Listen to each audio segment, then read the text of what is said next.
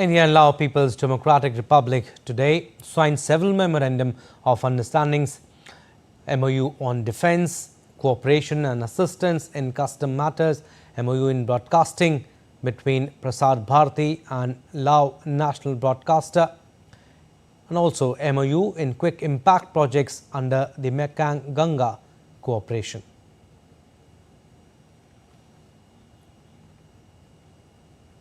All right, we'll go across to Meghna Dev. She is joining us live from Lao PDR's capital, Vientiane. Meghna, tell us about the highlights, takeaways of East Asia Summit first.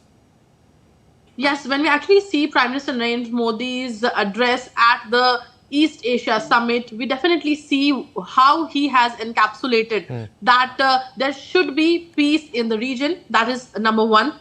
Second, when he says that the South China Sea is of utmost importance, and not only that, the conflict in Russia, Ukraine, or the conflict in Israel does disturb the Southeast Asian region. So that's what he has told on the platform. Besides that, he has also clearly highlighted that we are from the land of Buddha, and this in a sense he reiterated his statement that this is not an era of war. Now that's not how issues should be solved.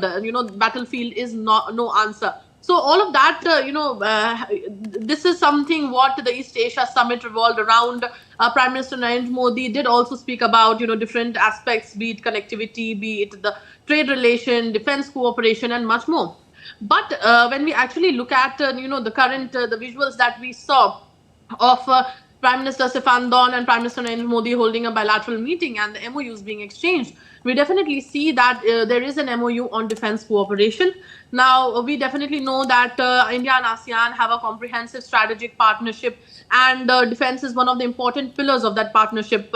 And when with Laos, we now have an MOU on defense cooperation, this will take it further. We definitely do see that we have joint exercises with countries like Thailand, joint defense exercises with countries like Thailand. So, to expand on defense cooperation, this is something that is very important in terms of India-Lao PDR bilateral relationship. Second, there is an MOU with Prasar Bharati and Lao broadcaster, Lao television. Third, there is also one MOU on quick impact projects. Now, quick development projects, quick impact development projects, as we say, because under the Mekong Ganga cooperation. Now, what we see in the quick impact development projects is that there are already quick impact projects that India is carrying out in the region, in the in the field of education, drinking water, sanitation, and more for that matter. So this will just maybe accelerate the already existing quick impact projects, that MOU under the Mekong Ganga cooperation. So these are some of the aspects that on which the MOUs have been signed with Lao PDR. Meghna, also, how do you see PM Modi's engagement with the leaders on the sidelines of the summit? He met New Zealand Prime Minister. We just saw MOUs were exchanged with Lao PDR Prime Minister also. And he also met US Secretary of State Antony Blinken. How do you see those meetings of Prime Minister Narendra Modi with these leaders? Abhishek, for that matter, it's nothing new for you, me, or the audience to see that Prime Minister Narendra Modi interact with other leaders or other important officials on the sidelines of any multilateral summit.